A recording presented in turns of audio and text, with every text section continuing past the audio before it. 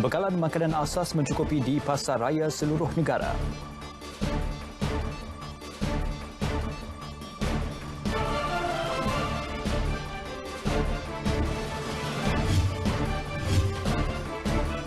Ingkar perintah kawalan pergerakan, lebih 600 individu ditahan.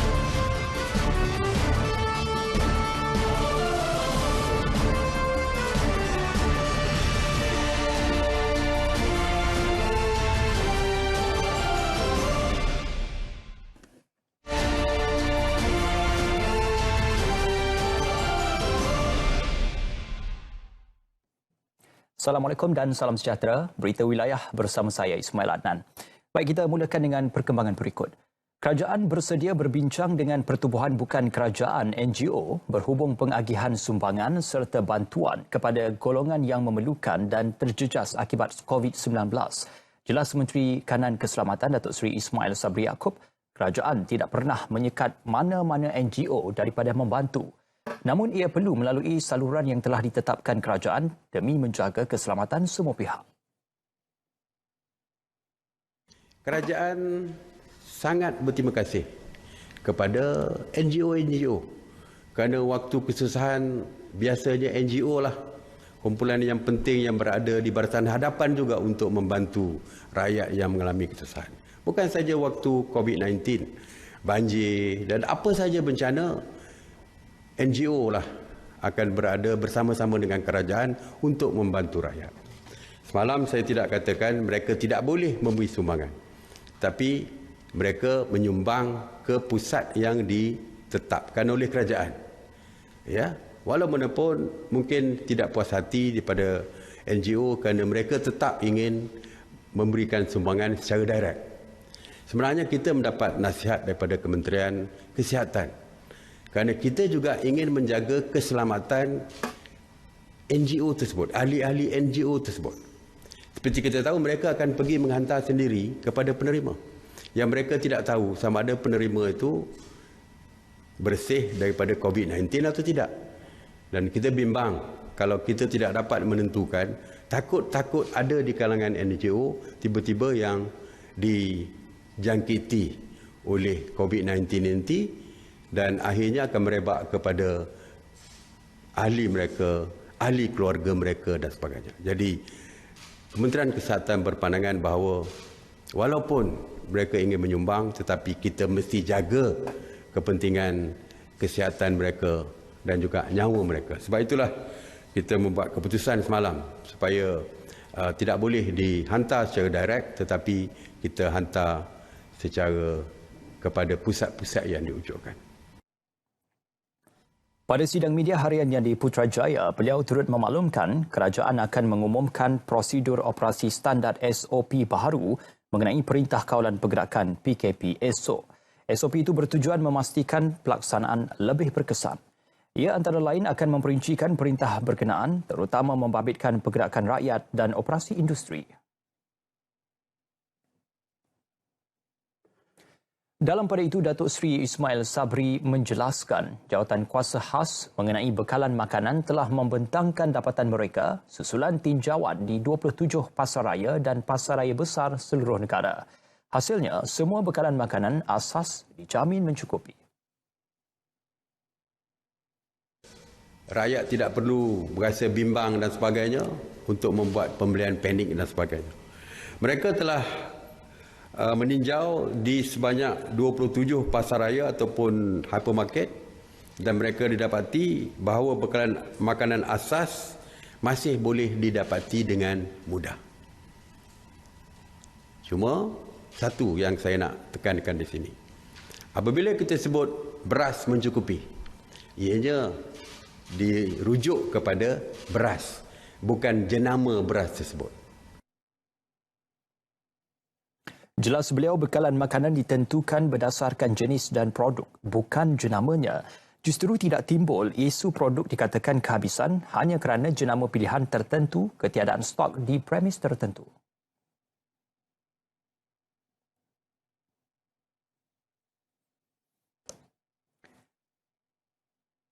Baik, seterusnya kita ikuti kemas kini semasa COVID-19 menerusi sidang media harian oleh Ketua Pengarah Kesihatan Datuk Dr. Nur Hisham Abdullah langsung dari Kementerian Kesihatan Putrajaya.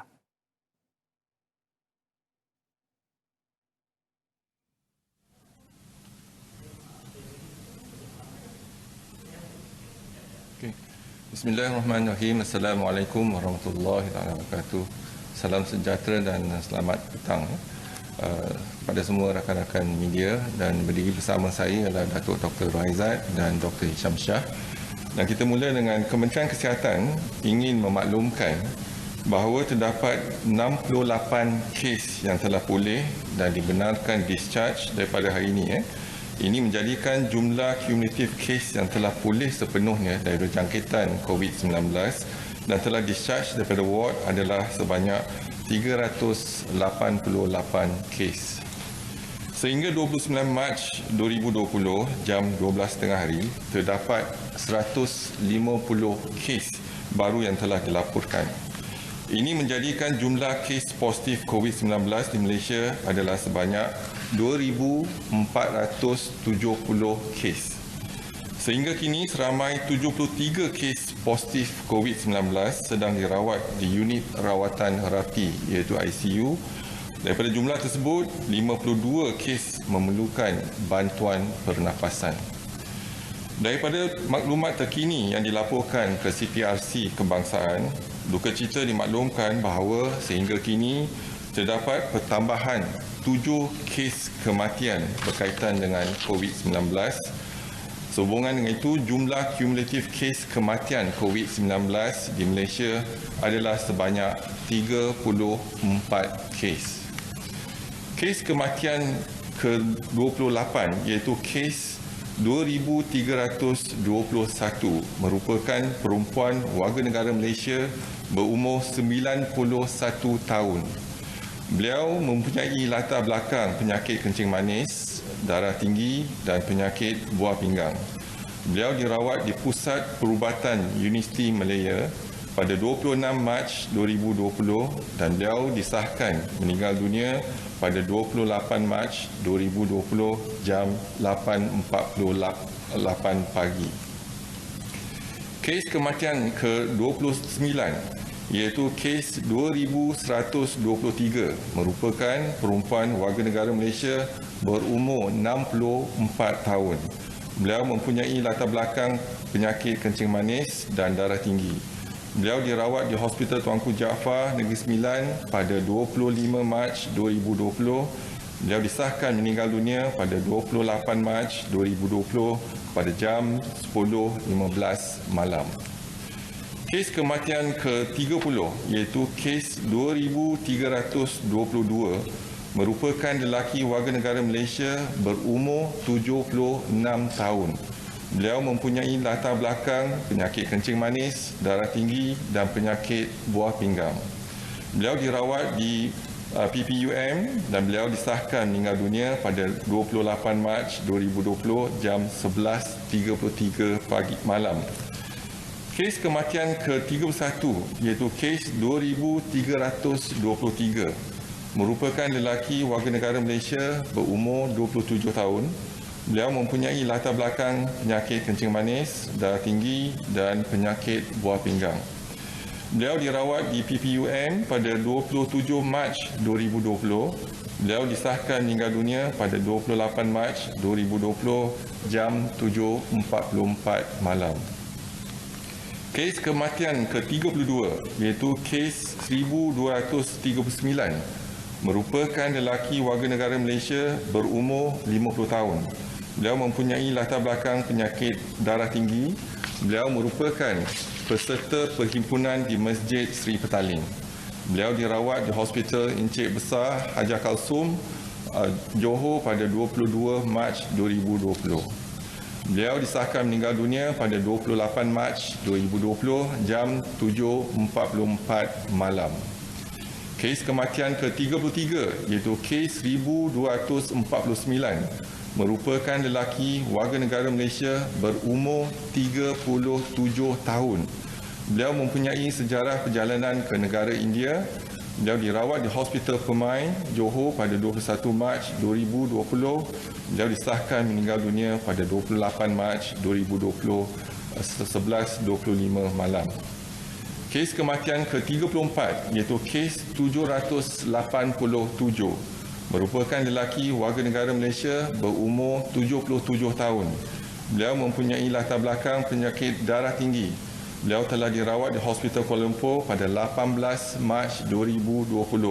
Beliau disahkan meninggal dunia pada 29 Mac 2020 jam 10.40 pagi. Kementerian Kesihatan Malaysia mengucapkan takziah kepada semua ahli keluarga mereka.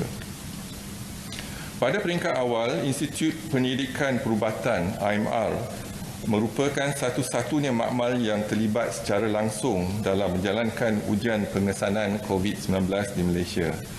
Kapasiti makmal tersebut kini telah diperluaskan dan diperkukuhkan melibatkan 25 buah makmal di seluruh negara. Jaringan makmal tersebut terdiri dari 18 buah makmal Kementerian Kesihatan Malaysia iaitu IMR, Makmal Kesihatan Awam Kebangsaan Sungai Buloh, 12 buah makmal di peringkat Hospital Kementerian Kesihatan Malaysia dan 4 makmal kesihatan awam di peringkat negeri iaitu di Johor, di Kelantan, Perak dan Sabah. 7 buah makmal swasta iaitu Lab Link Sdn Bhd, Pantai Premier Patologi Sdn Bhd, Neogenics Laboratories Sdn Bhd, Clinic Path Sdn Bhd, BP Clinical Lab Sdn Bhd, Cawangan Glen Mary, Sunway Medical Center dan Gribbles Pathology Sdn Bhd. Terkini bagi membantu Kementerian Kesihatan Malaysia meningkatkan kapasiti ujian pengesanan COVID-19, Kementerian Pengajian Tinggi serta Kementerian Sains, Teknologi dan Inovasi telah menyediakan 10 makmal diagnostik tambahan di institusi pengajian tinggi, hospital pengajar universiti, termasuk 1 makmal bergerak yang boleh dihantar ke kawasan hotspot. Kesemua 10 makmal diagnostik tambahan ini akan dapat melaksanakan 42,420 ujian pengesanan sebulan, iaitu 1,414 sehari. Kementerian Kesihatan ingin memaklumkan bahawa pihak Kementerian Kesihatan mengalu-alukan perkhidmatan sukarelawan kesihatan dan perubatan dalam menangani penularan kejadian COVID-19 di Malaysia. Sehingga hari ini, seramai 157 sukarelawan telah menyertai dan ditugaskan sebagai sukarelawan yang ditempatkan secara berperingkat untuk membantu pasukan bantuan kesihatan dan perubatan COVID-19.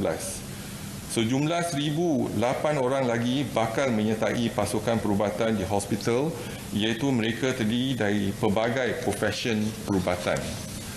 Mengambil kira situasi semasa, Kementerian Kesihatan menyeru lebih ramai lagi sukarelawan dapat tampil menyertai pasukan bantuan kesihatan dan perubatan COVID-19 dengan mengisi borang pendaftaran anggota sukarelawan bantuan kesihatan dan perubatan COVID-19 di laman sesawang Facebook Kementerian Kesihatan Malaysia.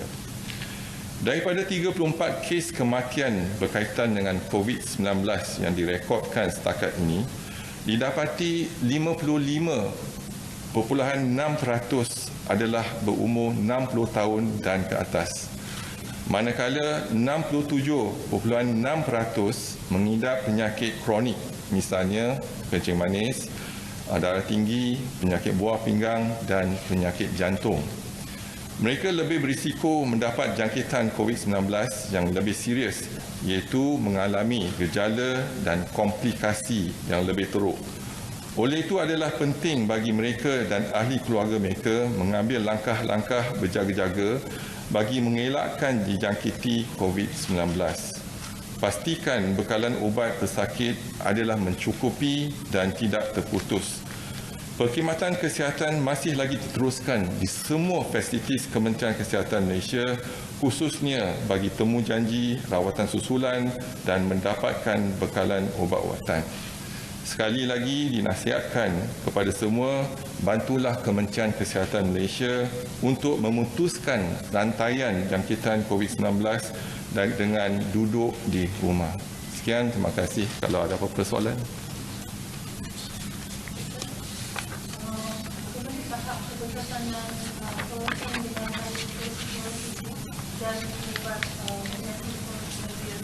Sejak gelombang pertama lagi kita telah menggunakan ubat chloroquine yang digunakan untuk penyakit malaria, dan ubat tersebut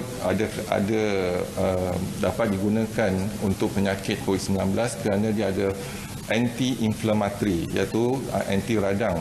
Jadi kalau kita lihat penyakit COVID ini menyebabkan saluran pernafasan bawahan terlibat. Bila saluran pernafasan, jadi virus melekat di saluran pernafasan bawah akan menyebabkan inflamasi dan juga replikasi virus tersebut. Dan ini menyebabkan radang di saluran pernafasan bawahan dan menyebabkan pernafasan itu terlibat. Dan banyak lagi radang di kawasan tersebut, dan ubat ini membantu untuk mengurangkan inflamasi di saluran pernafasan bawahan. Masa yang ubat untuk ya, yang tu kita dah lama gunakan sejak gelombang pertama lagi. Kita gunakan lopinavir dengan kitonavir bersama dengan hydrochloroquine.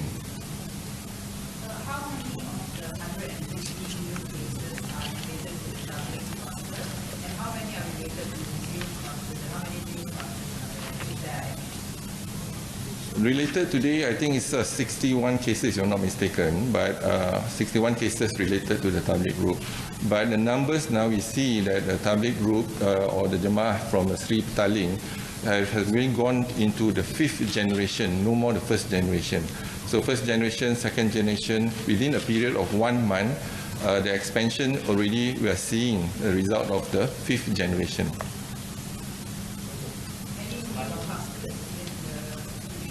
The new clusters will be indirectly related to whether the 4th generation or the 5th generation.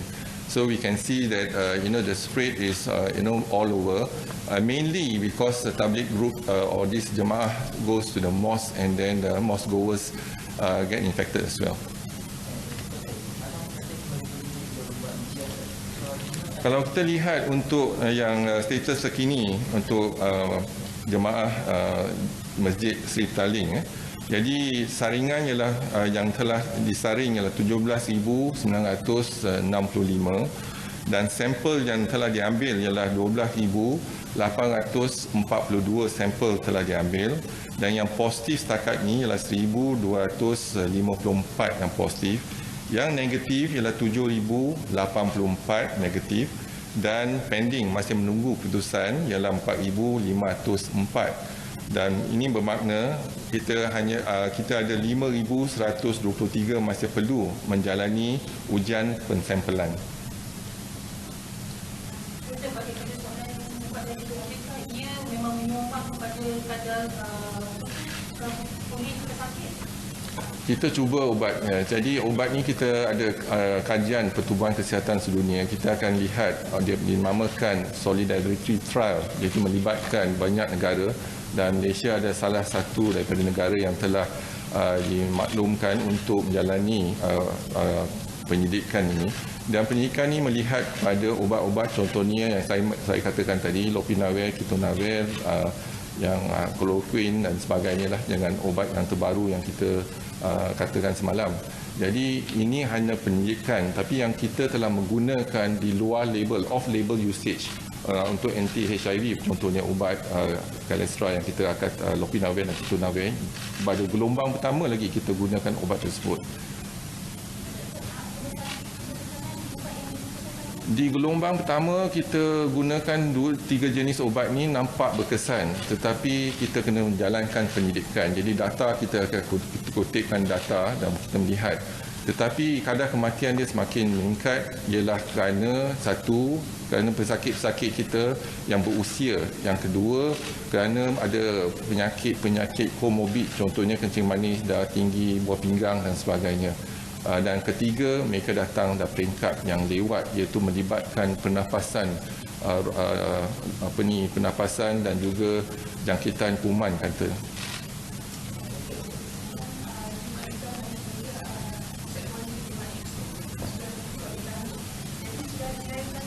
Setakat ini kalau kita lihat dalam perancangan Kementerian Kesihatan, pada mulanya kita rancangkan 3,400 katil.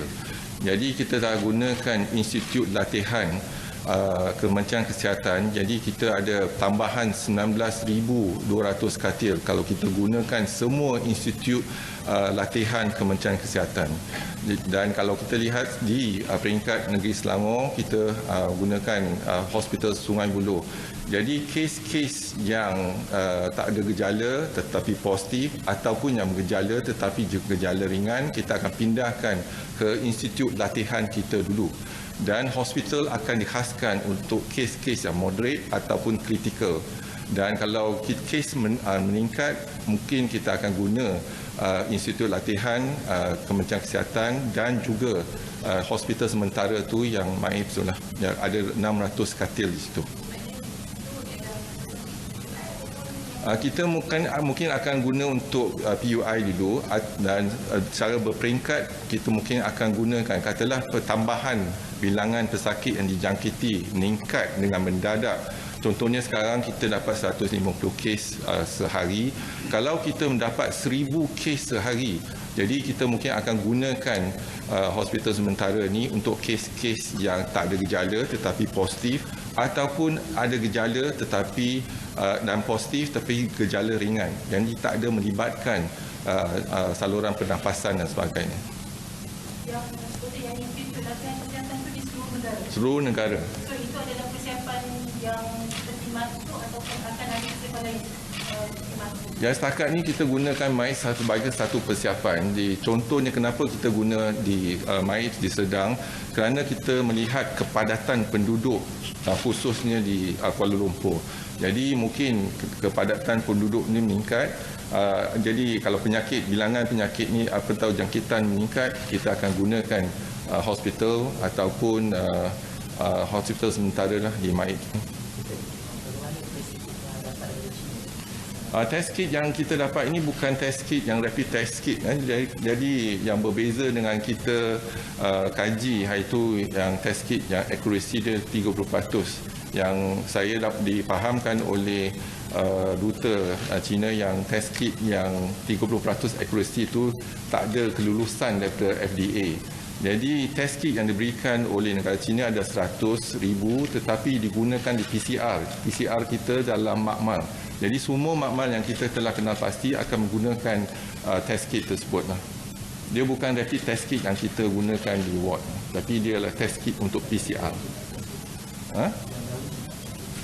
Belum, baru kita terima je. Jadi kita akan buat ujian dan akan kita gunakan di PCR.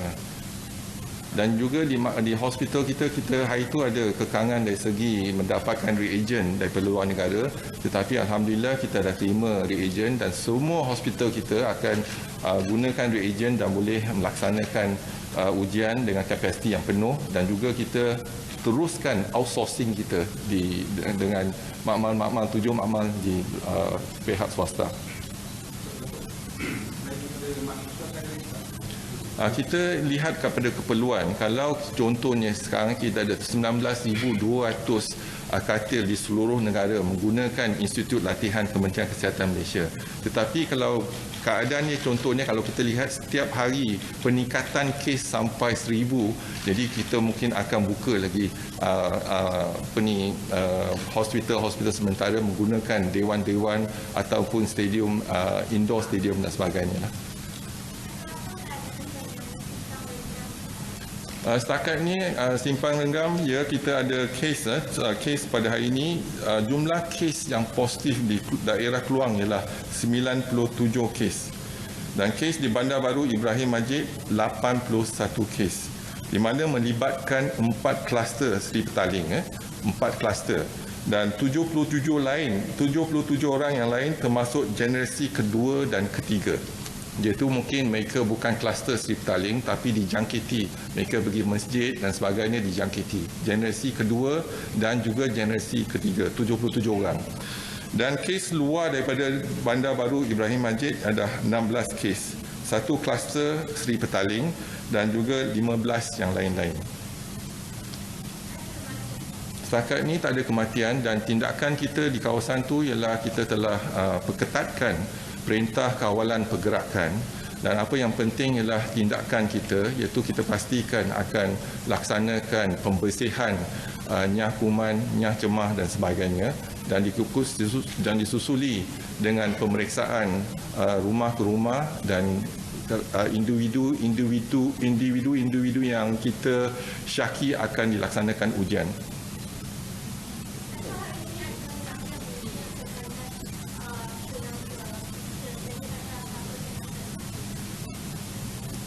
Rakyat Malaysia yang terkandas di Malaysia, kita dalam perbincangan kita sama ada kita nak bantu dari segi jumlah rakyat tersebut, warga negara Malaysia tersebut dan juga perancangan akan dibincangkan bersama dalam jawatankuasa MKN.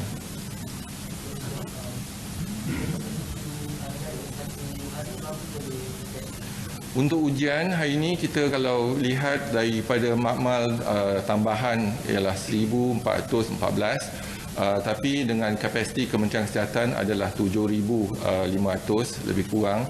Tetapi minggu depan kita akan meningkat pada 16,500 lah. Itulah perancangan kita, 16,500.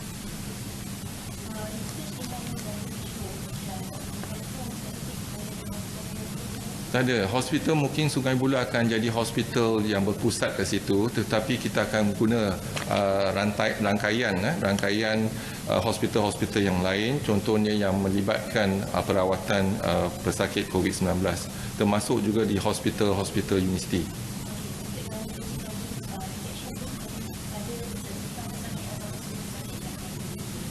Kita akan lihat dari segi mungkin ada pesakit yang kita dah mulakan rawatan gunakan ubat tersebut. Jadi yang ni kita akan ikut protokol yang diberikan oleh WHO dan bagaimana kita pesakit yang baru yang masuk kita akan gunakan protokol tersebut.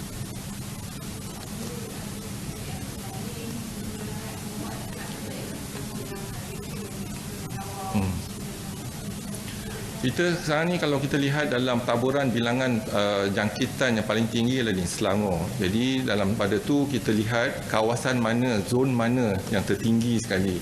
Jadi kita dah kenal pasti mungkin ada satu ataupun dua zon di kawasan Selangor yang mungkin kita akan ambil tindakan seperti mana kita ambil tindakan di Simpang Ragam.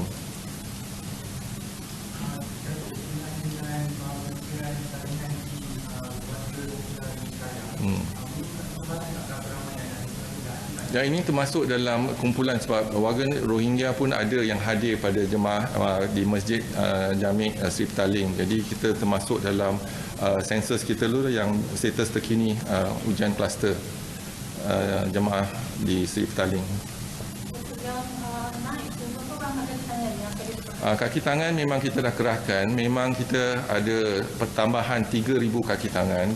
Pengambilan pertama telah pun dilaksanakan pada 16 Mac, iaitu kita mengambil lebih kurang 1,500 kaki tangan dan nurses kita ada 2,000 nurses dan 660 pembantu pegawai perubatan yang akan diambil dan kita akan laksanakan pengambilan pada hari Rabu ni lah.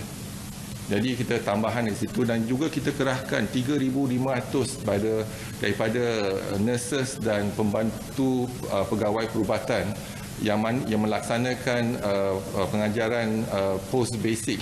Jadi kita dah hentikan kursus post basic dan kita gunakan mereka di hospital dan klinik. Jadi kita ada pertambahan dari segi sumber manusia. Dan kita juga menggalakkan sukarelawan, doktor, nurses dan sebagainya yang bukan staf Kementerian Kesihatan tetapi tampil ke depan untuk membantu kita lah dalam perawatan dan juga kesihatan awam. Setakat ni ada 150 kita dah ambil, tapi kita ada 1,008 yang tengah menunggu penempatan. Jadi kita nak tahu kepakaran mereka, contohnya doktor, bahagian mana, nurses, latihan di bahagian mana dan juga lokasi mereka. Sama ada mereka di Kuala Lumpur ke, di Tawau ke, dah ada tu. Jadi kita akan melihatkan penempatan mereka.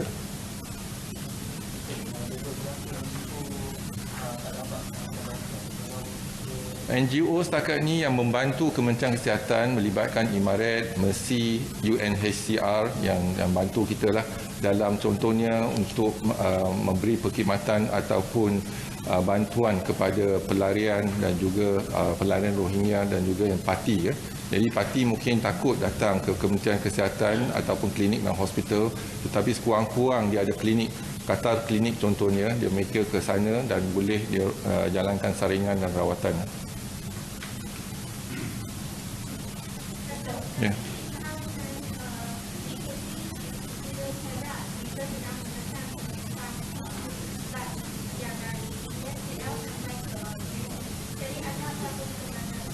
Setakat ni kita tak ada perkembangan. Memang tugas kita melihat pada kontak rapat. Kalau ada yang positif dalam bas, kita akan cuba sedaya upaya untuk mengesan mereka yang duduk ataupun yang jadi penumpang bas tersebut. Okey, ada ni?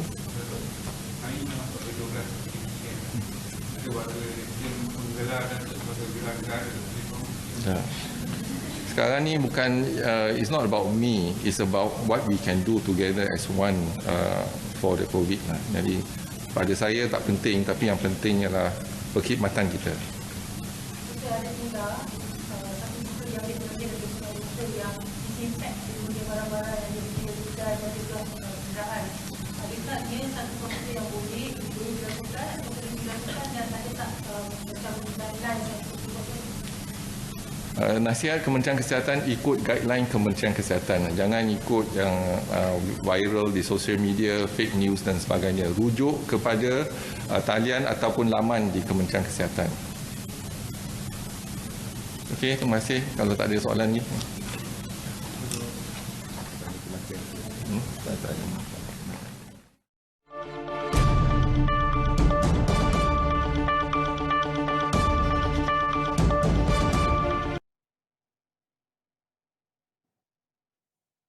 Baik, bertemu kembali. Datuk Seri Ismail Sabri turut mendedahkan 649 individu telah ditahan yang kesemuanya merupakan mereka yang ingkar arahan Perintah Kawalan Pergerakan PKP. Malah bilangan individu yang ingkar diakui masih tinggi dengan angka itu meningkat sekali ganda berbanding Jumaat lepas dengan 320 individu ditahan.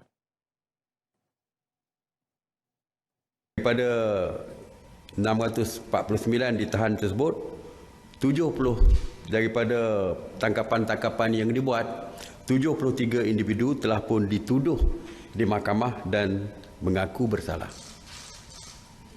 Bermakna apabila tindakan yang lebih tegas dilaksanakan, ramai yang kita dapati masih lagi engkar kepada arahan yang dikeluarkan.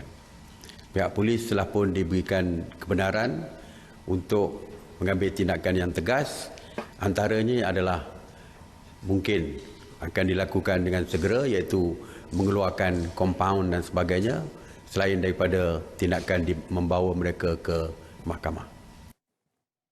Antara alasan lazim diberikan ialah keluar membeli makanan, namun ada yang didapati keluar sehingga 4 kali sehari. 997 sukatan jalan raya diadakan semalam yang menyaksikan 310,938 kenderaan diperiksa berbanding lebih 200,000 pemeriksaan pada hari sebelumnya.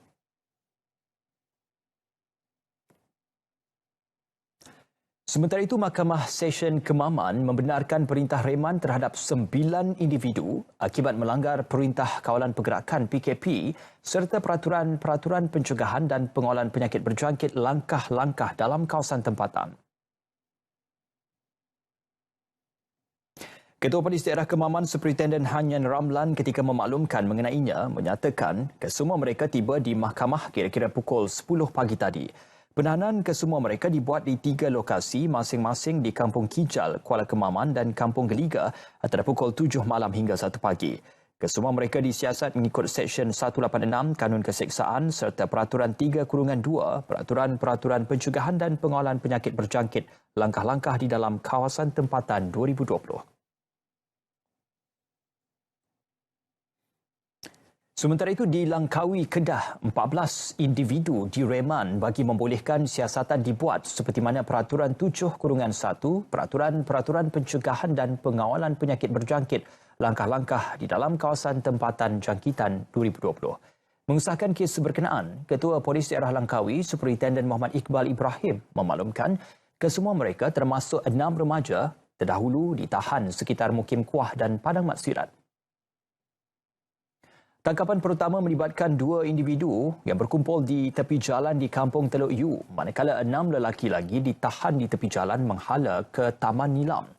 Tangkapan ketiga membabitkan 5 individu yang sedang berhimpun di tepi jalan di Kampung Sungai Raya dan tangkapan keempat merupakan seorang warga Indonesia di kawasan parkir motosikal di Jeti Kuah. Semua mereka yang ditahan gagal memberi alasan munasabah untuk berada di luar rumah sekaligus melanggar PKP yang sedang dikuatkuasakan.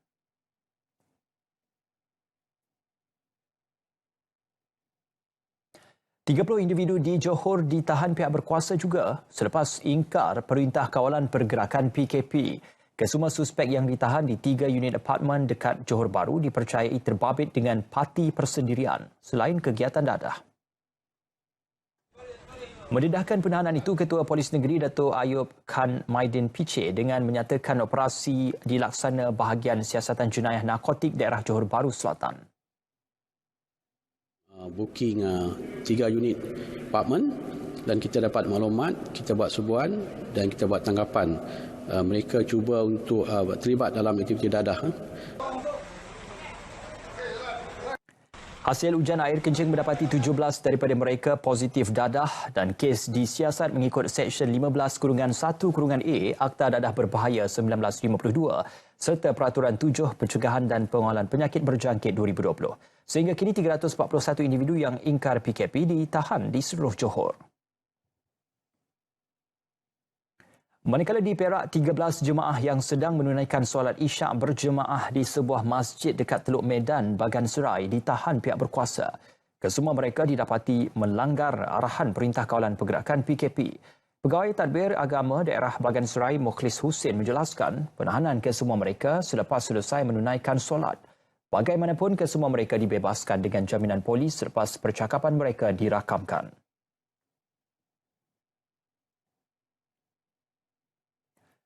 Sementara itu, kedegilan peniaga pasar Kompleks Sri Aman, Paya Terubong, Pulau Pinang untuk mematuhi Perintah Kawalan Pergerakan PKP menyaksikan pasar berkenaan diarah tutup 3 hari. Penutupan bermula semalam melibatkan 20 gerai pasar basah. Pengerusi Jawatan Kuasa Perumahan Kerajaan Tempatan, Perancangan Bandar dan Desa Negeri Jagdeep Singh Dio ketika meninjau kawasan berkenaan memaklumkan tindakan diambil berikutan sikap peniaga dan pembeli yang tidak mengamalkan penjarakan sosial, tidak mengawal kemasukan orang ramai pada satu-satu masa serta tiada penyediaan cecair pembasmi kuman kepada pengunjung. Sebelum ini tular di media sosial kehadiran orang ramai di pasar tersebut dengan pengunjung tidak mematuhi penjarakan sosial ketika membeli barangan keperluan dan mereka juga dilihat berkumpul untuk bersembang.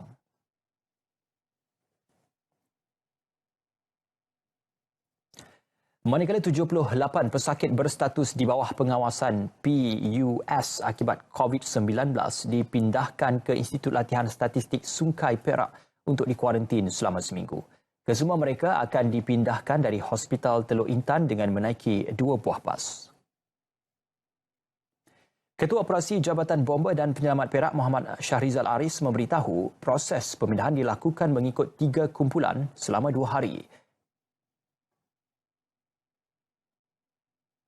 Pasukan Hazmat Negeri Perak seramai 10 orang telah menjalankan tugas operasi pemindahan pesakit COVID-19 yang berstatus PUS daripada Hospital Teluk Intan ke pusat kuarantin di Sungai yang mana melibatkan pecahan kepada 3 kumpulan bermula hari ini dan esok dengan menggunakan 2 buah bas Jabatan Bomba dan Penyelamat Malaysia Negeri Perak. Bercakap ketika dihubungi RTM Perak, beliau turut memberitahu operasi melibatkan 10 anggota pasukan hazmat.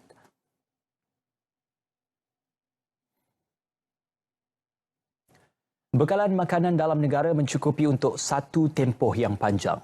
Justru, orang ramai tidak perlu bimbang serta panik dengan berita tidak tepat yang ditularkan di media sosial mengenai ketiadaan bekalan makanan dalam tempoh 2 hingga 3 bulan akan datang.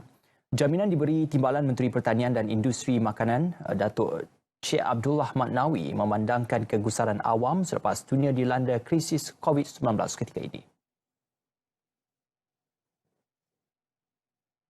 Sentiasa memastikan bahawa bekalan makanan ini bukan saja mencukupi dan berada dalam negara tapi dapat sampai kepada rakyat ataupun kepada pengguna.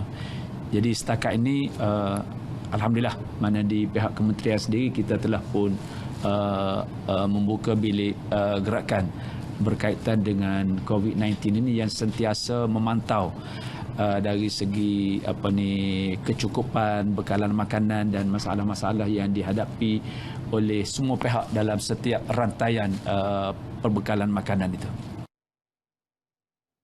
Datuk Cik Abdullah mengadakan lawatan kerja ke Pusat Transformasi Luar Bandar RTC Tunjung, Kota Baru. Mengulas mengenai lambakan sayur di Cameron Highlands yang tular di media sosial baru-baru ini, beliau berkata Fama telah mengambil langkah pantas untuk menyelesaikan isu yang dianggap terpencil itu dengan memasarkannya kepada pengguna. Sementara itu, hasil lawatan ke Pasar Borong RTC Tunjung, Datuk Cik Abdullah berpuas hati kerana tiada peniaga mengambil kesempatan menaikkan harga dalam situasi ketika ini. Mungkin ada pergerakan turun naik barang ini sebab kita pasaran terbuka dari segi turun naik. Tapi yang kita kawal ialah tidak ada pihak mana mengambil kesempatan daripada wabak COVID ini untuk menaikkan harga barangan tanpa sebab. Itu yang kita kawal. Bagaimanapun, beliau mengakui berlaku sedikit penurunan nilai jualan di RTC berikutan Perintah Kawalan Pergerakan. Namun yang penting ketika ini ialah rakyat dapat menikmati bekalan makanan secukupnya dan Fama akan memastikan produk pertanian dapat disalurkan kepada pengguna tanpa gagal.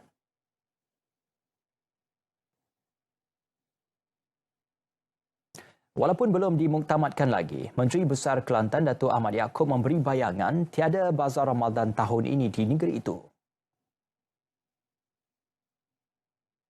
Sebab kalau kita adakan itu tempat mengumpul manusia ramai, ataupun tunggulah keadaan, kita akan berbincang lagi benda ni.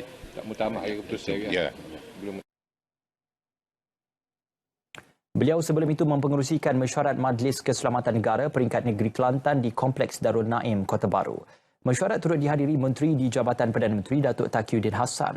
Dalam perkembangan lain, Datuk Ahmad memberitahu sebagai langkah pencegahan COVID-19 bermula esok, semua pasar besar akan menjalani proses pembersihan. Sementara itu, Tengku Hassanal Ibrahim Alam Shah Al-Sultan Abdullah menzahirkan penghargaan kepada semua petugas Barisan Hadapan COVID-19. Titah baginda, semua petugas Barisan Hadapan berani dalam melaksanakan tugas ketika negara berdepan dengan penularan wabak COVID-19. Assalamualaikum warahmatullahi wabarakatuh. Saya ingin mengucapkan jutaan terima kasih dan bersyukuran kepada semua barisan hadapan petugas semua hospital. Anda memang berani. Saya juga nak doakan untuk semua jaga kesihatan diri sendiri supaya COVID-19 ini dihapuskan dan boleh selamatkan ribuan nyawa. Sekali lagi, saya ucapkan terima kasih frontliners. Stay home, stay healthy, and stay safe. Assalamualaikum. Baginda bertitah dalam satu klip video berdurasi 50 saat. Dalam kenyataan media baru-baru ini, Tengku Hassanal Ibrahim Alam Shah turut menitahkan umat Islam di Pahang menunaikan solat hajat setiap malam Jumaat sehingga 14 April depan.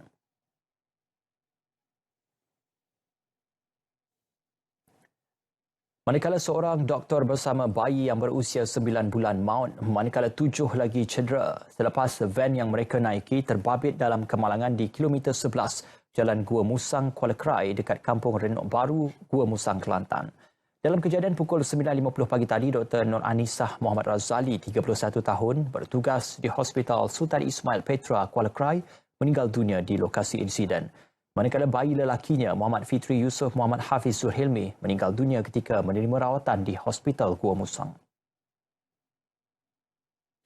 Mangsa yang cedera merupakan pemandu van Muhammad Lazim Abdullah, 56 tahun, penumpang van Dr. Siti Salwa Muhammad Syukri, 38 tahun, Dr. Nur Azma Muhammad, 34 tahun, Dr. Linda Laili Ibrahim Syukri, 29 tahun, Dr. Suzwan Hafizan Omar, 32 tahun, Dr. Hazirah Zazali, 33 tahun dan Syahirah Muhammad Azali, 20 tahun.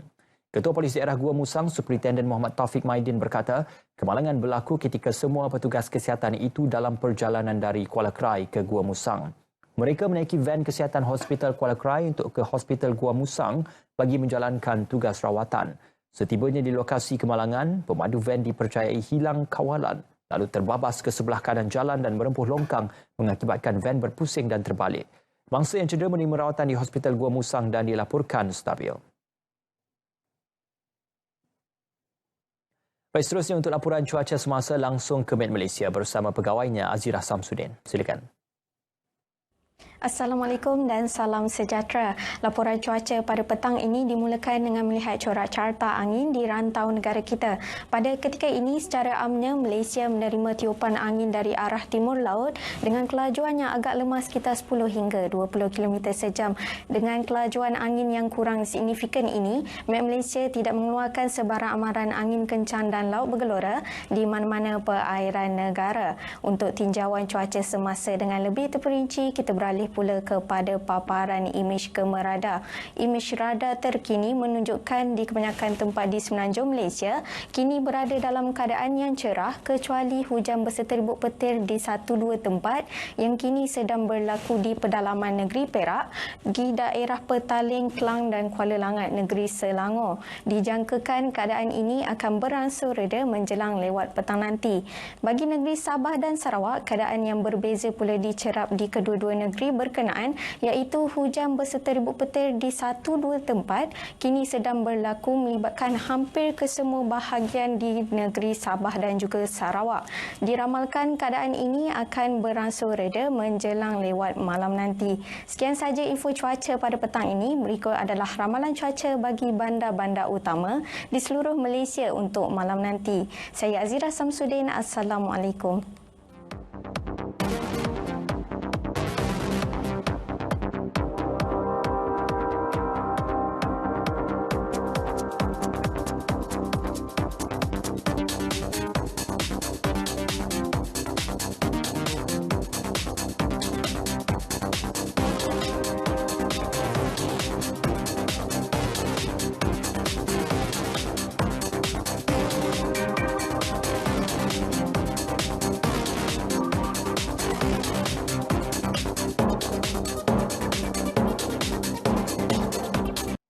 Baik, terima kasih kerana masih setia bersama kami dalam Berita Wilayah. Seterusnya, lintas langsung mengambil tempat dengan kita terus saja ke negeri di bawah bayu bersama Inisha Dollars. Silakan Inisha. Baik, terima kasih Ismail. Assalamualaikum dan salam sejahtera. Pesawat sewa khas dari China yang membawa bantuan bekalan peralatan pelindungan diri PPE seperti penutup mulut dan hidung serta pelbagai peralatan perlindungan untuk kegunaan petugas hadapan COVID-19 di Sabah tiba di lapangan terbang antarabangsa Kota Kinabalu KKIA kira-kira jam 3.15 petang tadi. Berada di Terminal 2 KKIA menyambut ketibaan pesawat berkenaan, Ketua Menteri Sabah Datuk Seri Panglima Muhammad Syafiee Apdal dan Setiausaha Kerajaan Negeri Sabah Datuk Safar Untong. Setibanya di KKIA, bekalan peralatan tersebut dinyahkuman terlebih dahulu. Bantuan berkenaan disampaikan Konsul Jeneral China di Kota Kinabalu, Liang China kepada Ketua Menteri Sabah. Peralatan berkenaan disumbang oleh Kerajaan Republik Rakyat China sebagai tanda terima kasih mereka kepada Kerajaan Negeri Sabah atas sokongan dan bantuan negeri Sabah ketika negara tersebut menghadapi saat genting penularan wabak COVID-19. Kerajaan negeri menyampaikan setinggi-tinggi penghargaan atas bantuan dan tanda persahabatan tersebut. Dalam pada itu, sebagai langkah menangani penularan wabak COVID-19, Kerajaan Negeri mengarahkan Polis Diraja Malaysia PDRM selaku pihak berkuasa supaya memperketatkan penguatkuasaan. Pihak berkuasa tempatan PBT juga diarah mempergiatkan pemantauan operasi premis. Menurut kenyataan Setiausaha Kerajaan Negeri Sabah Datuk Safar Untung, kerajaan negeri mengambil berat kesesakan yang berlaku di beberapa pasaraya dan pasar awam di Sabah ketika Perintah Kawalan Pergerakan sedang berkuat kuasa. Contohnya kesesakan yang telah berlaku di Pasar Tawau semalam yang ditularkan warga netizen. Sementara itu, kerajaan negeri mewajibkan pemilik premis-premis perniagaan dan kilang-kilang pengeluaran makanan yang sedang beroperasi supaya melakukan disinfeksi dan mengamalkan tahap kebersihan tertinggi serta langkah pemantauan yang ketat. Datuk Safar turut memaklumkan seramai 23 orang warga negara Malaysia diberi kebenaran khas oleh kerajaan negeri untuk memasuki Sabah. Mereka terdiri 12 peserta Ijtimak Tabligh di Goa, Sulawesi, Indonesia serta 11 orang awam. Daripada jumlah itu, 21 orang dari Sabah dan 2 orang dari negeri lain. Walau bagaimanapun, hanya 18 orang tiba di Tawau menaiki bot dari Pulau Nunukan pada hari ini. Sebaik sahaja tiba di JT Tawau, kesemua mereka telah dimasukkan ke pusat kuarantin daerah Tawau untuk menjalani kuarantin selama 14 hari. Datuk Safar berkata langkah itu yang diputuskan dalam mesyuarat Pusat Kawalan COVID-19 Sabah hari ini. Pasukan Gerakan Udara PGU Sabah akan membantu membuat pemantauan dari udara untuk memastikan kelancaran masuk pasukan saringan kesihatan dari Kementerian Kesihatan Malaysia KKM ke Pulau Gaya. Operasi saringan COVID-19 di Pulau Gaya bermula semalam hingga esok. Komander Pangkalan PGU Sabah SCP Ahmad Lokman berkata pemantauan itu bagi memastikan kelancaran KKM melakukan saringan kesihatan selain memastikan keselamatan petugas ke Pulau Gaya terjamin. Seperti mana kita ketahui, walaupun tiada ancaman yang serius, tapi kita tidak boleh mengambil mudah ataupun semi-lewa terhadap ancaman keselamatan petugas-petugas kita, terutamanya apabila melaksanakan tugas-tugasnya. SCP Ahmad Lokman ditemui RTM di Pangkalan PGU Tanjung Aru, Kota Kinabalu. 2 majikan dan 6 pekerja bengkel perkakasan besi di Jalan Damlah Datu ditahan polis selepas didapati ingkar Perintah Kawalan Pergerakan PKP. Kesemua mereka berumur 19 hingga 50 tahun. 2 daripada tangkapan warga Indonesia itu ditahan dalam operasi COVID-19 kira-kira pukul 11 pagi semalam. Ketua Polis Daerah Lahad Datu SCP Nasri Mansur dalam kenyataan media berkata semasa pemeriksaan dijalankan, premis terbabit beroperasi seperti biasa. Siasatan awal mendapati majikan yang juga adik-beradik di premis berkenaan meminta agar 6 pekerja datang bekerja sejak 23 Mac lepas bagi mengelak gaji mereka dipotong. Sementara itu, dalam pemeriksaan berasingan, seorang lelaki berumur 23 tahun ditahan di Jalan Pantai Simpang Kampung Puyut pukul 11.30 malam semalam atas kesalahan sama. Suspek ditahan kerana gagal mengemukakan alasan yang munasabah tujuan sebenar keluar daripada rumah dan ingkar PKP. Sekian berita wilayah dari Sabah petang ini selaras dengan Perintah Kawalan Pergerakan Stay at Home, duduk di rumah, jangan keluar. Kembali bersama Ismail di Angkasa Puri. Silakan Ismail. Baik, terima kasih Anisha untuk perkembangan yang dibawakan dari RTM Kota Kinabalu, Sabah. Dan seterusnya untuk laporan lintas langsung dari Bumi Kenyalang pula, antaranya pusat kuarantin COVID-19 untuk bahagian Betong kini hampir siap. Untuk perkembangan lanjut, kita bersama Muhammad Azizi Rahim di RTM Kuching. Silakan Azizi. Baik, terima kasih Ismail di Angkasa Puri. Assalamualaikum dan salam hormat. Pusat kuarantin COVID-19 untuk bahagian Betong di Pusat Sumber Pembangunan Desa Layar kini hampir siap untuk memulakan operasi. Kerja-kerja akhir penyiapan pusat itu kini sedang dilakukan oleh pihak swasta. Pengerusi Jawatankuasa Pengurusan Bencana Negeri JPBN, Dato' Amar Douglas Uga Embas ketika melakukan lawatan ke pusat tersebut pagi tadi memaklumkan pusat berkenaan mampu menampung 24 orang dalam satu masa. Dato' Amar Douglas berkata lokasi pusat berkenaan juga bersesuaian dan jauh dari kawasan penduduk. Terdapat juga cadangan untuk menjadikan Dewan Rentap dan Rumah Dayak di Betong sebagai pusat kuarantin jika terdapat keperluan berbuat demikian. Dato' Amar Douglas turut meninjau persiapan Hospital Betong dalam menangani COVID-19. Pada lawatan tersebut, Dato' Amar Douglas turut menyerahkan 1,200 keping penutup hidung dan mulut untuk diagihkan kepada petugas Barisan Hadapan di Hospital Betong dan Pejabat Daerah Kecil Debak. Dua lelaki ditahan kerana melanggar Perintah Kawalan Pergerakan PKP dalam operasi bersepadu PKP di Bintangor semalam. Menurut Ketua Polis Daerah Meradong, DSP Sekam Anoi, kedua-dua individu yang berumur 19 tahun dan 33 tahun itu ditahan di dua lokasi berbeza. Operasi yang bermula pukul 7.30 malam itu menahan seorang penganggur dan seorang warga negara asing yang bekerja di kilang kayu. Kedua-dua lelaki terbabit ditahan mengikut Seksyen 186 Kanun Keseksaan dan Peraturan 7/1 Peraturan Pencegahan dan Pengawalan Penyakit Berjangkit. DSP Sekam Anoi mendedahkan demikian kepada pemberita semasa melakukan operasi bersepadu PKP di sekitar Pasar Bintangor.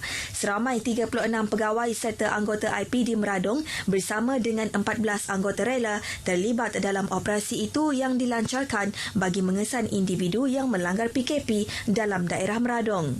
Operasi sekatan jalan raya itu dilakukan di 3 lokasi yang menyasarkan laluan keluar dan masuk di Pekan Bintangor termasuk taman dan kampung-kampung. Sebanyak 63 buah kenderaan merangkumi lori, kereta dan motosikal diperiksa dan 6 saman dikeluarkan melibatkan pelbagai kesalahan. Dewan Undangan Negeri Pantai Damai menerima 2,385 permohonan bagi bantuan bekalan makanan daripada golongan kurang bernasib baik di kawasan tersebut setakat ini. Menteri Muda Utiliti yang juga adun Pantai Damai, Datuk Dr. Abdul Rahman Junaidi memberitahu permohonan tersebut telah diterima menerusi ketua-ketua kaum dan masyarakat di kawasan terbabit yang melibatkan golongan terjejas ekoran pelaksanaan Perintah Kawalan Pergerakan PKP. Datuk Dr. Abdul Rahman menjelaskan bantuan ini penting dalam usaha membantu golongan terjejas selain dapat mengurangkan beban mereka sepanjang menghadapi PKP sehingga 14 April depan.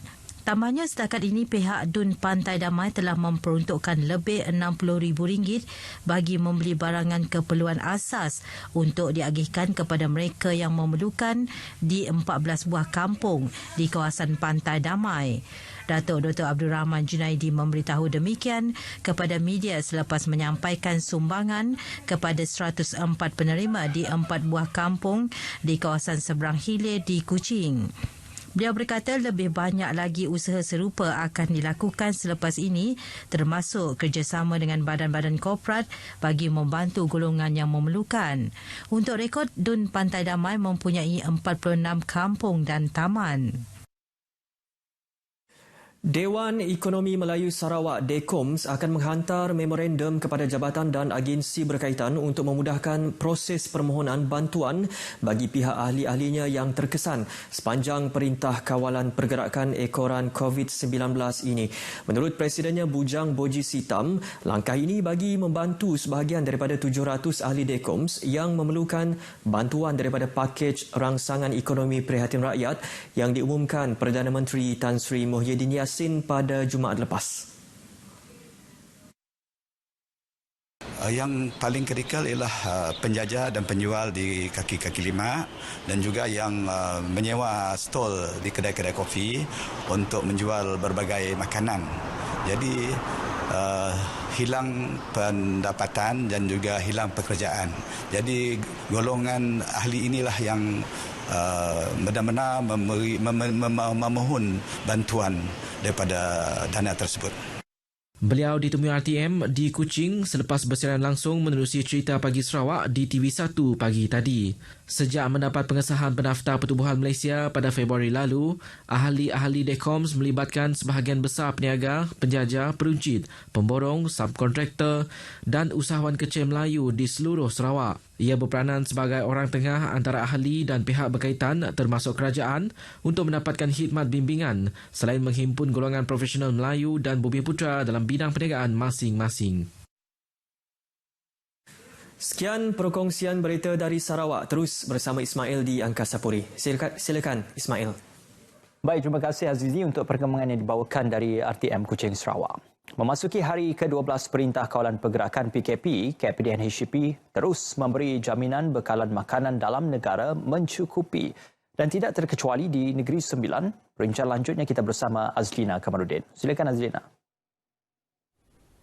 Pemantauan harga bekalan makanan dan barang keperluan sentiasa dijalankan Kementerian Perdagangan Dalam Negeri dan Hal Ehwal Pengguna KPDN HEP sepanjang tempoh Perintah Kawalan Pergerakan PKP.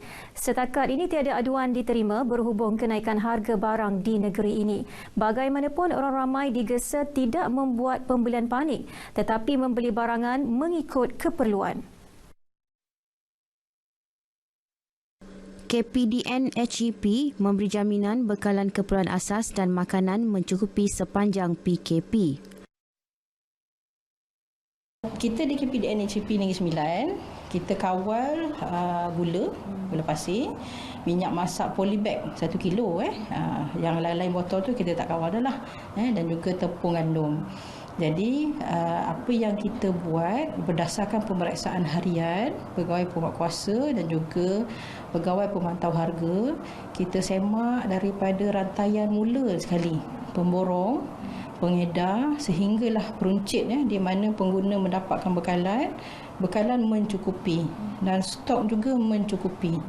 Jadi walaupun berlaku sedikit panik buying semasa sehari sebelum bermulanya PKP, tapi kita dapati alhamdulillah bekalan masih ada dan masih mencukupi.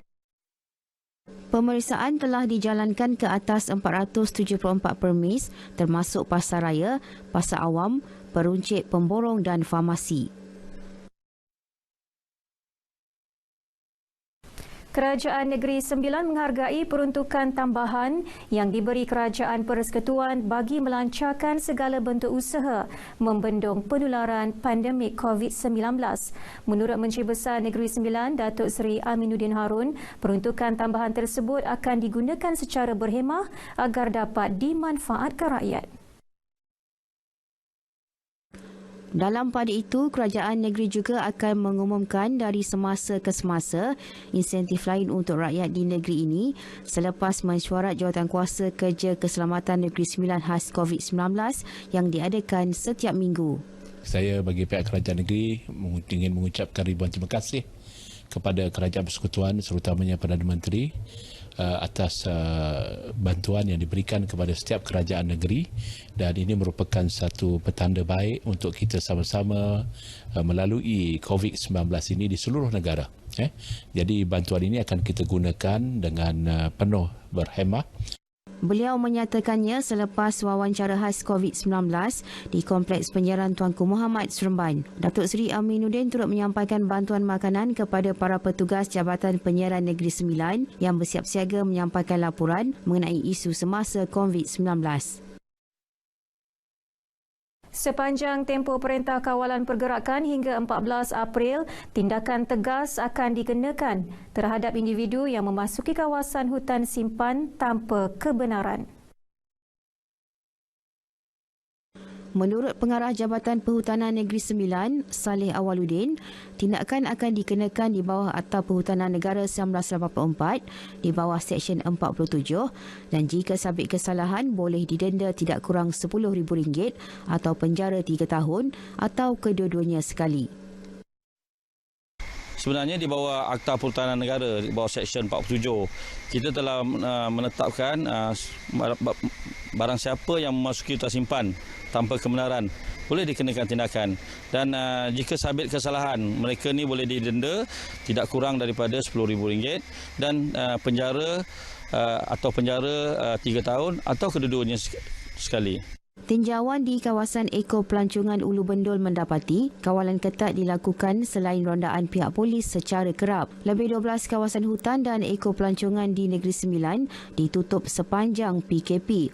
Unit Penguatkuasaan Jabatan Perhutanan telah digerakkan bagi memastikan tiada pencerobohan ke kawasan hutan Lipoh dan Eko Pelancongan.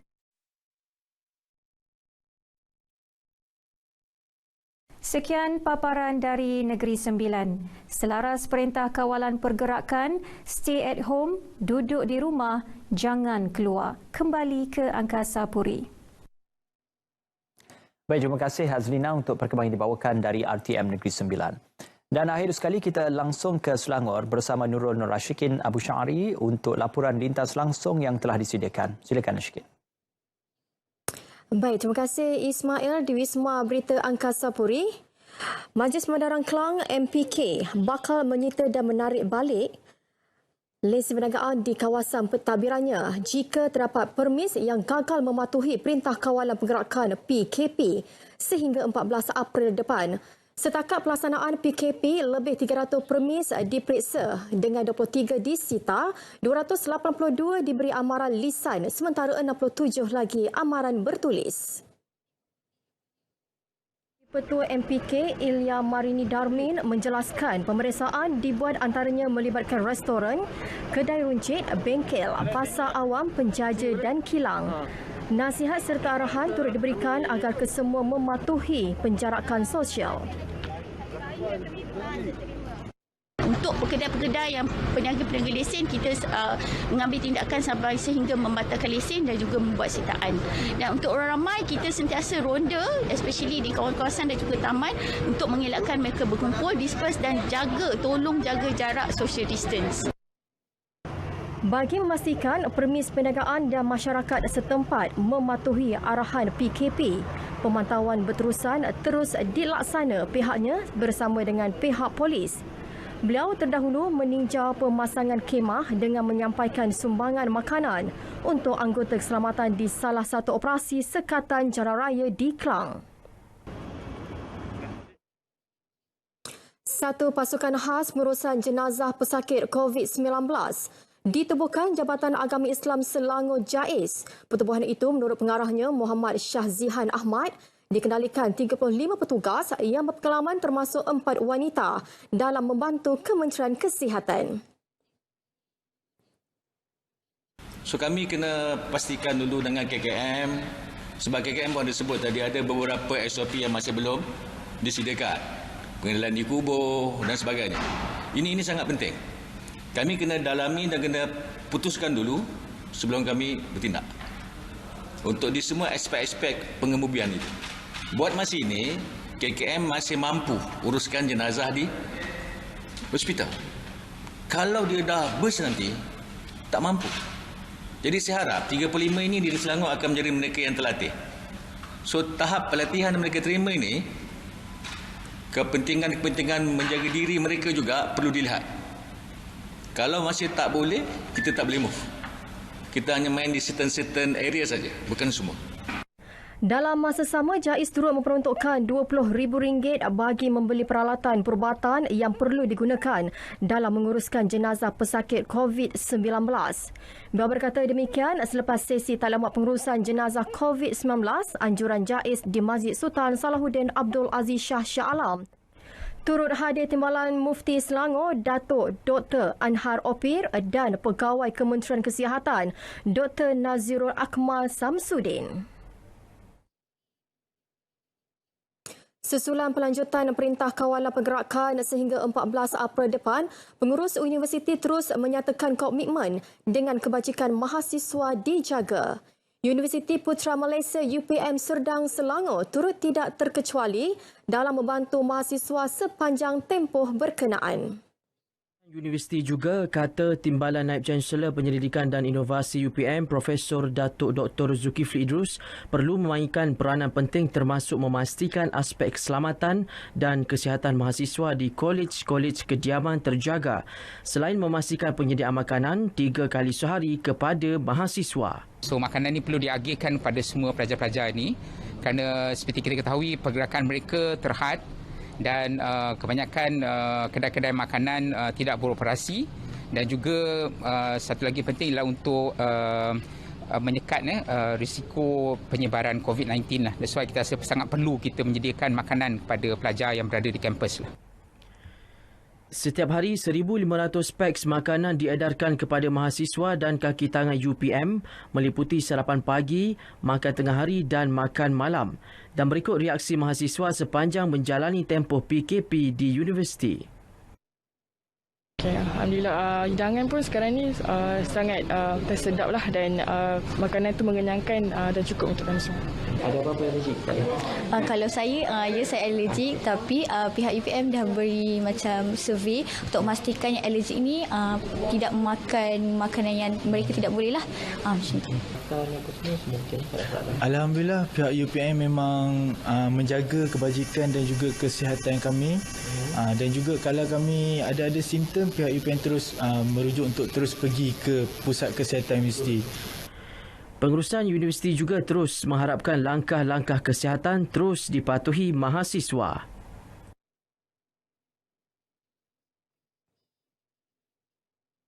Setakat ini sahaja perkembangan semasa dari Selangor, dan sebelum kita kembali semula bersama dengan Ismail, jaga diri dan keluarga anda serta sentiasa gunakan cecair pencuci tangan untuk kebersihan. Duduk di rumah, jangan keluar, stay at home. Salam hormat. Baik, bertemu kembali dan sedikit perkembangan sukan. Tidak mahu acara sukan terus suram selain memberi peluang orang ramai memanfaat masa ketika tempoh Perintah Kawalan Pergerakan PKP dilaksanakan, Persatuan Permotoran Malaysia MAM mengambil kesempatan menganjurkan perlumbaan elektronik MAM Lockdown E-Championship dengan kerjasama platform perlumbaan virtual Race Room. Menurut MAM, ia merupakan inisiatif persatuan untuk membolehkan orang ramai meluangkan masa secara e-sukan. Dua kategori dipertandingkan iaitu kategori elit bagi mereka yang mempunyai pengalaman dan novis bagi yang baru. Mereka yang berminat mestilah mempunyai komputer dan berdaftar di web ataupun laman sesawang Race Room. Perlumbaan kelayakan akan diadakan 31 Mac ini sehingga 3 April depan. Peserta yang layak akan berlumba sebanyak 4 pusingan yang dijalankan pada 5, 8 dan 12 April, manakala pusingan terakhir pada 14 April depan. Dengan itu, berita wilayah edisi 29 Mac 2020 berakhir di sini. Semua saluran RTM boleh ditonton secara dalam talian di myclick.rtm.gov.my. Berita wilayah juga boleh ditonton di saluran berita RTM di My Freeview 123 selain saluran TV1. Terima kasih kerana setia bersama RTM, jenama media yang diiktiraf paling dipercayai. Ingat, duduk di rumah, jangan keluar. Patuhi Perintah Kawalan Pergerakan. Saya Ismail Adnan, selamat berhujung minggu dan Assalamualaikum.